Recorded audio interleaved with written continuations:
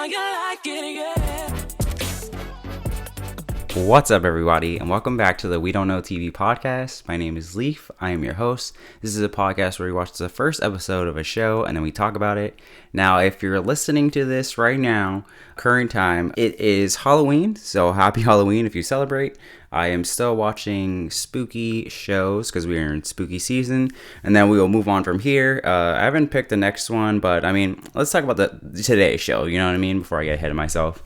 Today, we're talking about Cabinet of Curiosities by Guillermo del Toro. The premise for the show is bizarre nightmares unfold in 8 tales of terror in a visually stunning, spine-tingling horror collection curated by Guillermo del Toro. Finally got through the intro. This is like the 6th time I'm doing this part. But yeah, if you don't know, it's because it's your first time here. I go beat by beat through the episode. That way we don't miss anything. And then that way, if you haven't watched it, you also get to, come along for the ride. So, at the beginning of the show, right, I feel like we're not even in the episode yet. Guillermo pops on the screen. He's kind of talking about that, the cabinet's full of, weird and, spooky things. And, maybe some things you don't understand. And, stuff like that. And it was really interesting because I didn't expect this kind of intro because it made it feel like the Twilight Zone, which I enjoyed. If you haven't seen the Twilight Zone, whether the old one or the more recent one, they kind of always end with someone popping up on the screen and talking about basically the theme of the episode. So I thought it was kind of a cool nod for him to come on and be like, hey, this is kind of like this cabinet where we're going to explore some stories where weird things are happening. And then at the end of his little thing, he's like, and here's the director of this episode, which I thought was cool to kind of give them their kind of moment before you hop in. Then we get into the cool intro, showing all the, maybe some stuff you'll see, spiraling and spooky stuff. It's cool. I enjoyed it. It reminded me of a lot of things that Netflix has done, or, something akin to the Game of Thrones intro. So I was like, okay, cool. I didn't need this, but I like that it's here. We start the episode off with an old man. He's watching the news. It's old, what he's watching, and even the TV he's watching. Gets up after eating dinner, throws it in the trash. Looks like he's been eating the same TV dinner type things over and over again. He immediately puts on an apron, and I'm like, what the hell's going on? And he just starts chopping up some meat, and it looks like rat meat, and the animals you don't want to touch, raccoons and possums and stuff. And it's all right, this old man is clearly already bonkers. Where is this going? He drops some stuff. He goes to pick it up. He drops, I think, the head of an animal. Has a heart attack. He's dead. Okay. We then hop into a new character named Nick. He is in the car. He's listening to the radio, and it is more, I guess, conservative, right-wing type radio, because they're talking about, get the immigrants out of here, and the blacks and the browns, and they want their rights. What about the whites' rights? And it's okay, this is, and, Nick's yeah, that's what I'm talking about. And it's okay. Character has been established very fast. So we go into a storage container type area. There's an auction going on. There's a guy named Eddie. He is, hamming it up for everybody, putting a little pageantry on. Lot 36, the name of the episode, and also the lot up for sale. They start the bidding. They're going back and forth. Nick ends up winning. He pays $400 for the unit. It turns out, as Nick is going to pay Eddie for the unit, he's on the phone and he owes someone. And they're like, yo, I want my money. And it's oh, I wonder how this is going to, dip into the episode. But yeah, he's like, I want my money. Eddie, after the phone call, Eddie's like, yo, I want my money. It turns out, while Nick is on the phone, Eddie's kind of putting cash in the box, but he's also taking a little bit for himself. So it's oh, was Eddie skimming off the top? Should we be worried about him? I don't know. The old man, well, Eddie's let me show you something. After Nick pays for the unit. In fact, Nick was going to pay with a check, and Eddie's like, dude, I know you. Give me that money. I need that cash.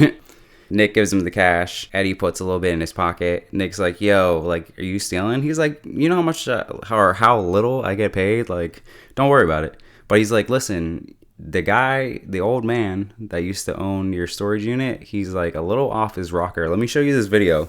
And it turns out since the inception of this public storage place, this old man has bought a unit.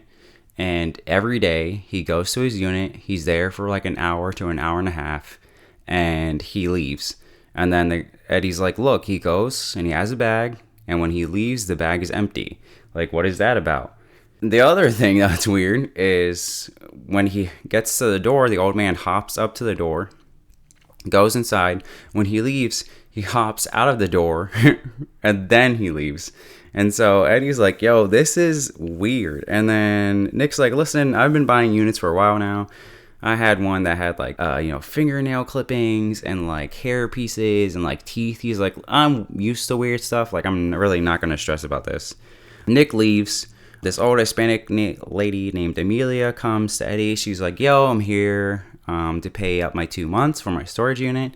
Eddie's like, yo, we called you. Like, we sent you a letter. Like, you didn't respond. I'm so sorry.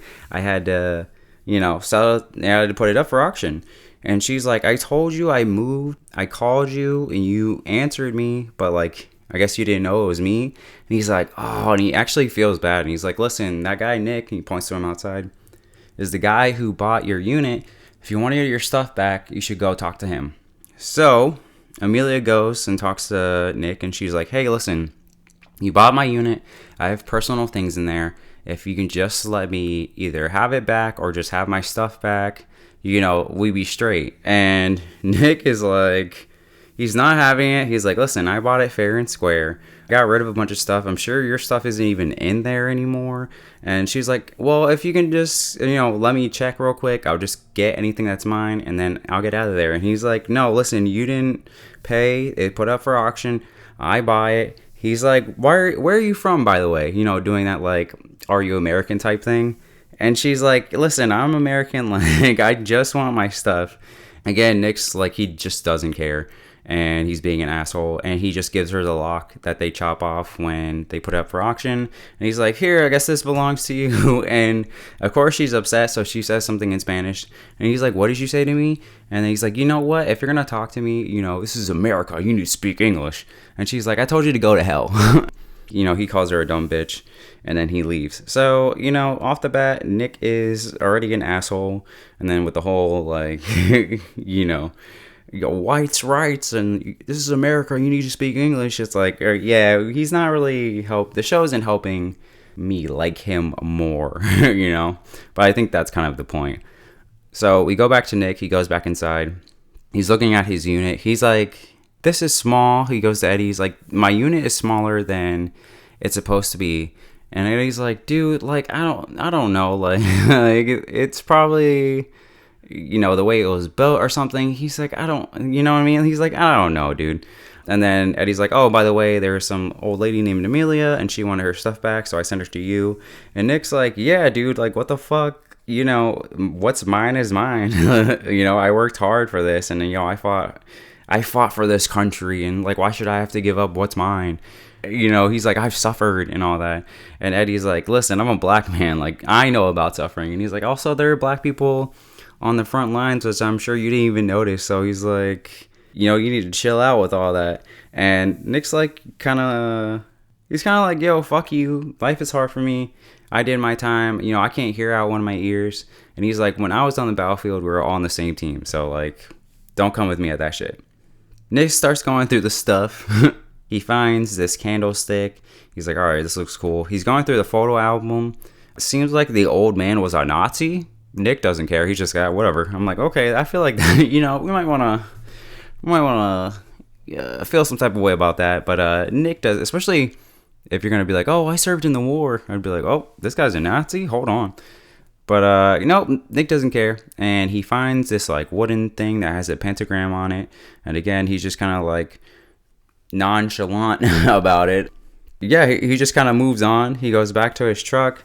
Some guy comes out of nowhere, breaks the window, hits Nick in the head with, like, the wooden part of the hammer, breaks the more of his window. And the guy's like, listen, I want my money. I need $12K by tomorrow, okay?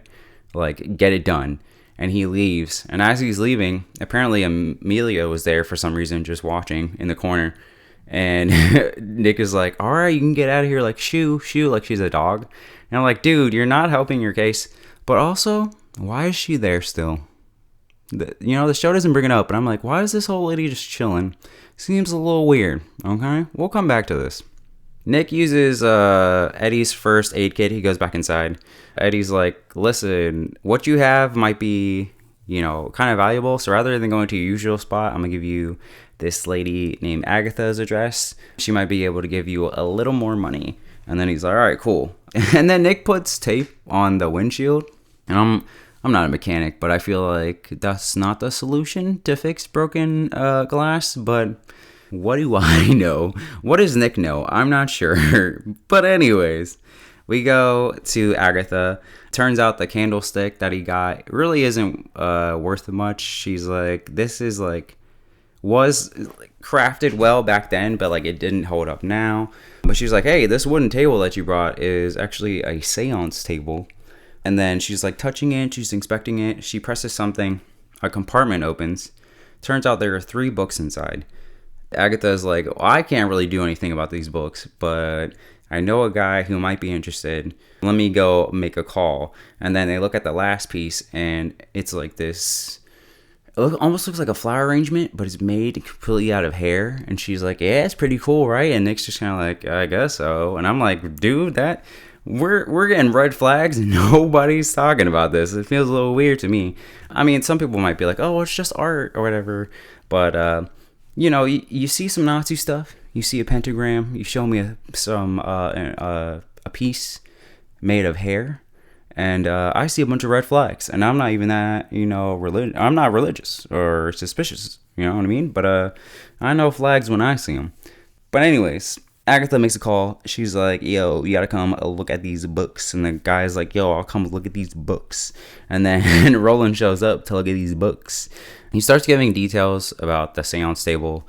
Nick is like, gives him a face that's like, dude, I don't fucking care. And it's like, actually kind of funny because it's like, I'm here to sell this table. I don't need the history of like, it was made in blah, blah, blah out of cedar. It's like, like how much you trying to pay for this? So I feel him just on that aspect. Roland, who is the guy who comes to look at these books, is like, hey, there's actually 4 books. The 4th one is the most rare. Do you have it?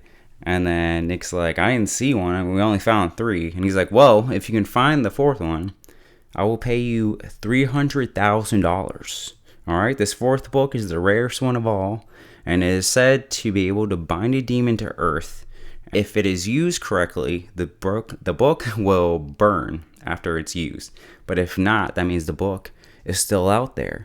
Except, and then he like pauses, and Nick's like, okay, can you skip the pageantry? Tell me, like, we're having a conversation here, which I also thought was funny because, in another show, it would have just played out, for anticipation. But, there's a sense of realism of like, hey, man, I'm here to sell my stuff and pay my debt and make some money. Can you stop with all the, like, extra stuff? I'm trying to get down to business.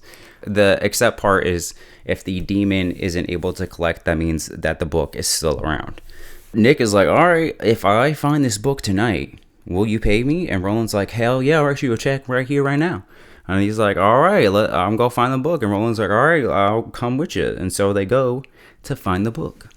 They get in the car. Roland is saying that he actually knew of the old man's family. They were rich. The old man was a Nazi. He ended up gambling everything away, money-wise. He destroyed his family. He was running in occult circles over in Europe. He actually used the book and had to give something up. He gave up his sister so that the demon could take its body, or take her body. Yeah, so not a good guy at all. Nick, again, does not give a fuck. He's like, okay, this is all just kind of like, woo-woo, like mumbo-jumbo to me. Like, I don't care. They get back to the public storage place. Roland has the candlestick and he's like, here, use this. And Nick is like, what are you talking about? And he's like, if you light the candlestick, you'll actually be protected from any evil entities. And Nick's like, dude, shut the fuck up. Let's go get this book. So they start looking for the book everywhere. They're not finding anything. And Nick's like, all right, let me move some stuff so we can get more space. He makes a threat like, yo, if you steal anything from me, I'm going to kick your ass. And Roland's like, wow, like, whatever. He makes like a face like, dude, we're here for the book. And as Nick is throwing out the stuff, Amelia is lurking again. And I'm watching this like, Why is she here? What does she do? She, like, you know, I know she cleans. She made like a small comment about that.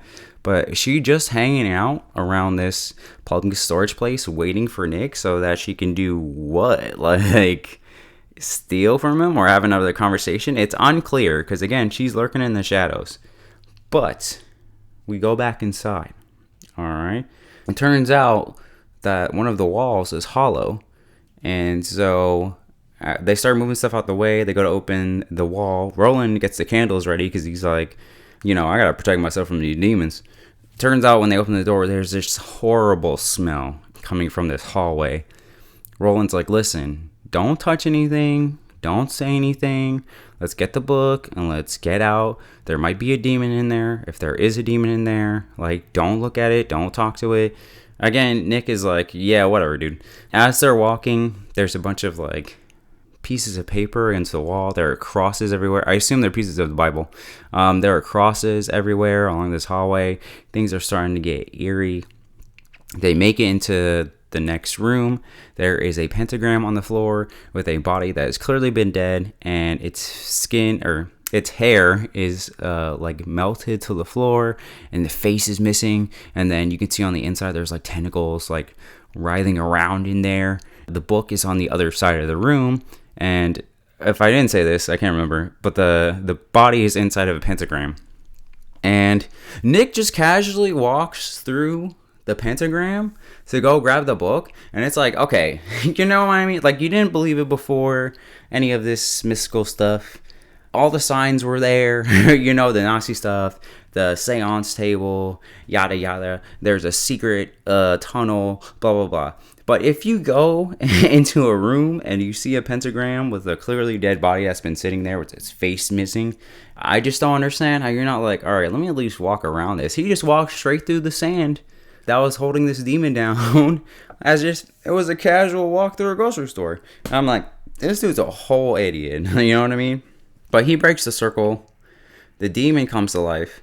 And you would think, oh, I thought the tentacles would come out of her face. No, the tentacles like basically explode out of her dead corpse. And it is just a mound of tentacles at the top, and a rib cage, and then legs at the bottom.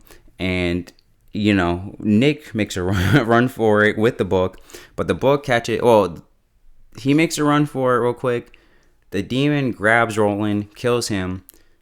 The contract is fulfilled, so the book catches fire. Nick drops it. He skedaddles. The demon is like, I'm hungry.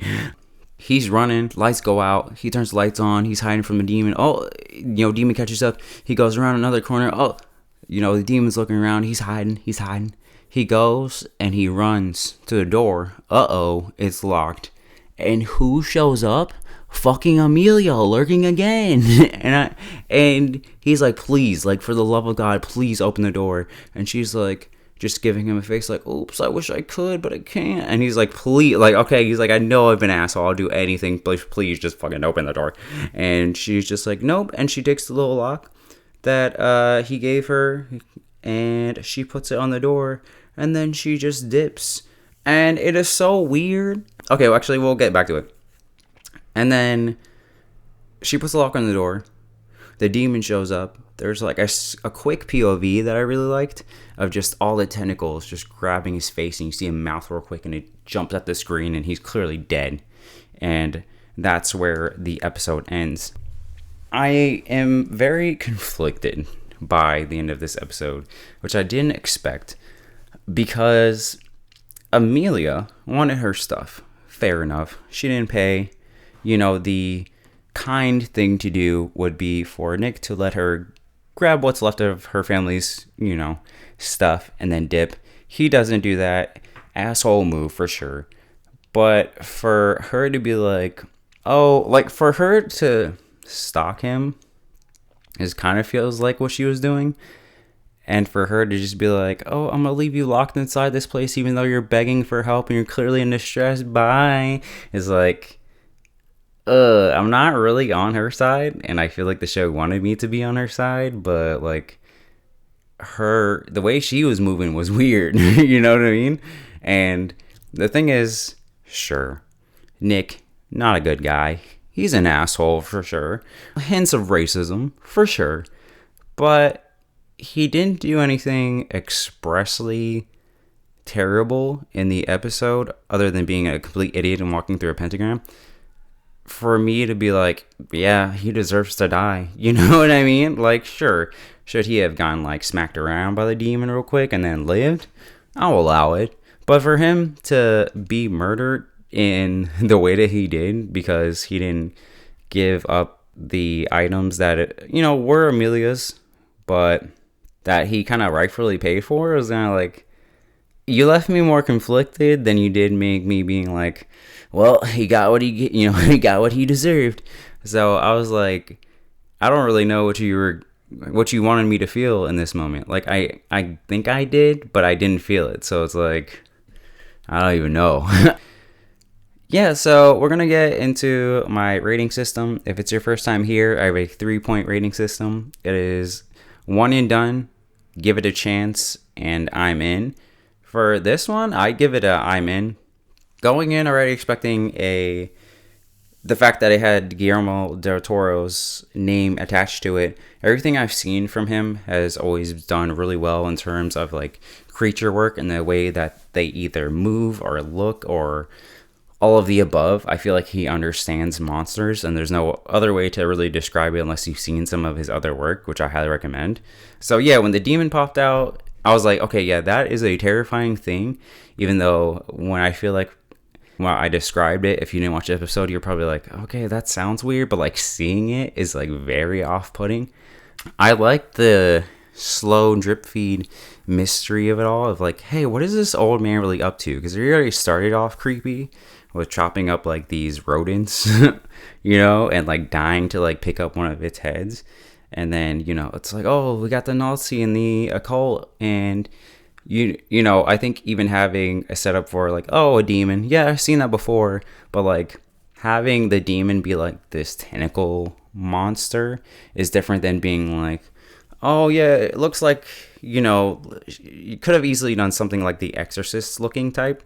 But I think the switch up really worked for me. And then I think the unintentional conflict I have at the end of the episode actually makes me more interested of if the other episodes have this weird, like, do they end where it's like, okay, I'm satisfied, or do they leave me being like, I don't know how to feel about that. And if you didn't know, because I didn't say this in the beginning, this is an anthology series, so the other 7 episodes are all completely self-contained, so you don't need to watch any of the other ones to understand what's going on before or after that immediate episode. So yeah, I enjoyed this one. I might actually spend some time and go back and watch the other ones. I'm going to give this episode an I'm in. If you want to know what's going on in the podcast, I record every Tuesday. I will be uploading every Tuesday. I'm back on track. If you want to know more information about me or just kind of keep up the podcast and you still have Twitter or X, you can follow me at Little Leafers. And until next time, peace.